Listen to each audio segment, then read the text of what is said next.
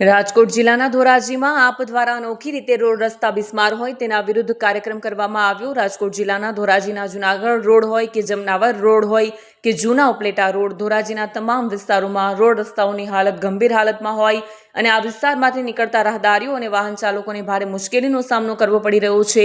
પણ આ સમસ્યા લોકો સહન કરી રહ્યા છે, ત્યારે આજરોજ ધોરાજી શહેરના આપના હોદ્દેદારો, આગેવાનો, કાર્યકરો દ્વારા અનોખી રીતે વિરોધ પ્રદર્શન કરવામાં આવ્યું અને ધોરાજી નગરપાલિકા હોય કે આરએનબી વિભાગ હસ્તકના રસ્તાઓ ખખડધજ હાલતમાં બની ગયા છે અને આ વિસ્તારોમાંથી નીકળતા રાહદારીઓ અને વાહન ચાલકોને અને આમ જનતાને ફૂલ આપી અને તેમના પર પુષ્પ વર્ષા કરી લોકોની સહનશીલતા, ધીરજને જાગૃત કરવા માટે અનોખો કાર્યક્રમ યોજાયો હતો અને જવાબદાર તંત્ર કે નગરપાલિકામાં જે પક્ષનું શાસન હોય તેના સુધી આ રોડ રસ્તાઓ ખખડધજ બની ગયા છે, જેને તાત્કાલિક સારા કરવામાં આવે અને તેને જગાડવા માટે આપ દ્વારા નવતર પ્રયાસ કર્યો હતો।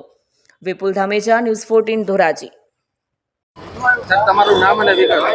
હું અરવિંદ કાપડિયા, એડવોકેટ, ધોરાજી શહેર આમ આદમી પાર્ટી પ્રમુખ। આજરોજ અમારા આમ આદમી પાર્ટીના કાર્યકરો દ્વારા ધોરાજી શહેરના આરએનબી તથા નગરપાલિકા હસ્તકના રોડ રસ્તાઓ અત્યંત બિસ્માર હાલતમાં છે। ચૂંટણી સમયે ભારતીય જનતા પાર્ટીના બહારના આગેવાનો લોકોને લલચાવવા માટેથી લલચાવીને મત મેળવવા માટેથી પેરિસ જેવા રોડ રસ્તાને ખોટા પોકળ દાવાઓ કરેલ હતા। આજરોજ ધોરાજી શહેરના રસ્તાની સ્થિતિ અત્યંત ખરાબ હાલતમાં છે।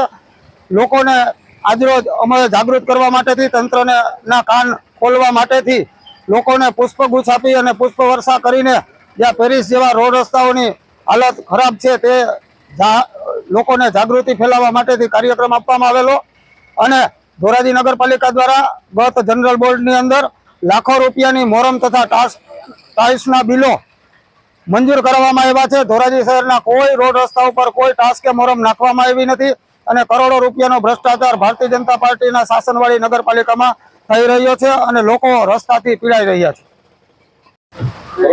મારું નામ સલીમ મોગલ, આમ આદમી પાર્ટી ધોરાજી શહેર।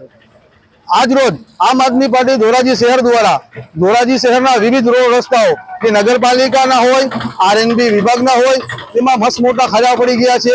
અત્યારે પરિસ્થિતિ એવી કપરી થઈ ગઈ છે કે ચાલીને જવું પણ મુશ્કેલ બન્યું છે અને વાહન પણ ચાલી શકે તેવી પરિસ્થિતિ નથી, બરોબર। જ્યારે કેન્દ્રીય કેબિનેટ મંત્રીના વિસ્તારની આ હાલત હોય, સાંસદની અને ધારાસભ્ય સરપંચથી લગાડીને સંસદ સુધી ભારતીય જનતા પાર્ટીની સરકાર છે અને છેલ્લા 30 વર્ષથી ભ્રષ્ટ ભાજપ ગુજરાતમાં સત્તા શાસન ચલાવી રહ્યું છે, તે છતાં ધોરાજી શહેરની હાલત બહુ કપરી છે।